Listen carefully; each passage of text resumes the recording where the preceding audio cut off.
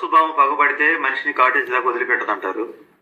కానీ బంధువులు పగబడితే కుటుంబాన్ని అంతం చేసేదాకా వదిలిపెట్టరు. అంత భయంకరంగా ఉంటుంది దాయాదుల పగ, బంధువుల పగ.